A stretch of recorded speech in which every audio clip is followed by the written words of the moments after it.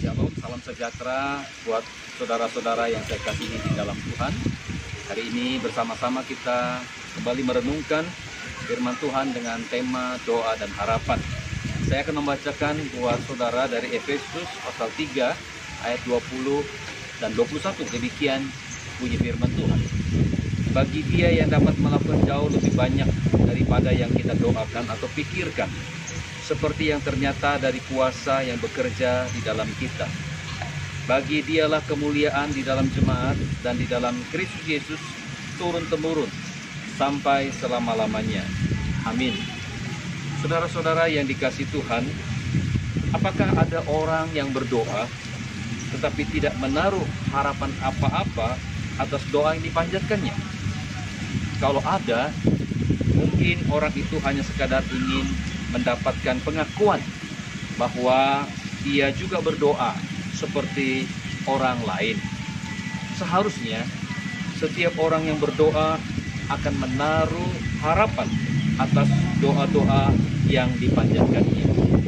Bapak Ibu Saudara yang dikasihi dalam Tuhan, Efesus pasal 3 ayat 14 sampai 21 adalah kisah Paulus berdoa untuk orang-orang bukan Yahudi yang telah ia injili. Dan dalam doa itu, Paulus menunjukkan kesungguhan hatinya. Paulus berkata, itulah sebabnya aku sujud kepada Bapa di dalam ayat yang ke-15. Dan menunjukkan keyakinan imannya. Paulus berkata, bagi Dia yang dapat melakukan jauh lebih banyak dari apa yang kita doakan atau pikirkan. Seperti yang ternyata dari kuasa yang bekerja di dalam kita, di dalam ayat yang ke-20. Saudara, Paulus di dalam doanya menaruh harapan. Pertama, supaya orang-orang bukan Yahudi yang sudah percaya kepada Yesus dikuatkan dan diteguhkan oleh Roh Kudus di dalam ayat yang ke-16.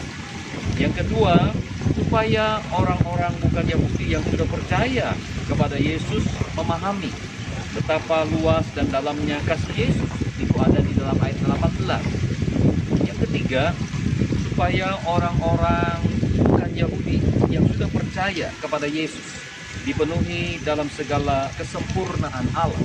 Itu ada di dalam ayat yang ke-15. Bapak Ibu, saudara-saudara yang saya kasihi di dalam Tuhan, tujuan dari doa Paulus untuk orang-orang bukan Yahudi yang percaya kepada Yesus adalah agar mereka punya pengenalan akan Yesus, iman berakar dalam Yesus, dan hidup di dalam kasih Yesus. Jadi mereka dapat bertumbuh dalam iman, kuat di dalam iman, dan ketika mereka menghadapi tantangan, mereka tidak mudah untuk goyah. Mereka berada di dalam jemaat Allah, mereka boleh hidup saling mengasihi, memperhatikan, dan hidup dalam kesatuan jemaat.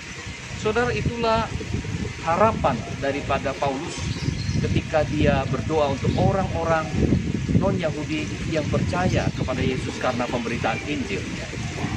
Bapak Ibu, saudara-saudara yang saya kasihi dalam Tuhan, hari ini kita dipanggil dengan panggilan yang sama. Kita yang telah menerima anugerah keselamatan diminta untuk menyampaikan Injil keselamatan kepada orang-orang yang sedang berjalan di dalam jalan kebinasaan. Dan panggilan kita tidak hanya sampai membawa mereka percaya atau memperoleh keselamatan, tetapi kita juga mendoakan mereka agar mereka sebagai pengikut Kristus kuat dalam iman, dan ketika mereka berada di dalam jemaat, mereka boleh hidup saling mengasihi, saling memperhatikan, dan menjaga kesatuan di dalam jemaat. Saudara, marilah kita sungguh-sungguh mendoakan mereka dan memberitakan Injil kepada mereka. Dan ketika mereka percaya kepada Kristus, yakinlah bahwa ketika kita berdoa untuk mereka, mereka akan memperoleh kekuatan dan kita bisa memperoleh berkat-berkat di dalam kehidupan kita. Saudara-saudara yang kasih dalam Tuhan, marilah kita yakin bahwa Tuhan mendengarkan seruan doa-doa kita. Demikian firman Tuhan, kiranya Tuhan memberkati kita. Mari kita berdoa. Bapa kami yang ada di dalam surga, terima kasih untuk kesempatan pada hari ini kami boleh merenungkan firman-Mu. Kami rindu Tuhan ketika kami menyampaikan Injil Tuhan. Kami membawa orang datang kepada Tuhan untuk menerima anugerah keselamatan. Tetapi kami tidak berhenti sampai di sana.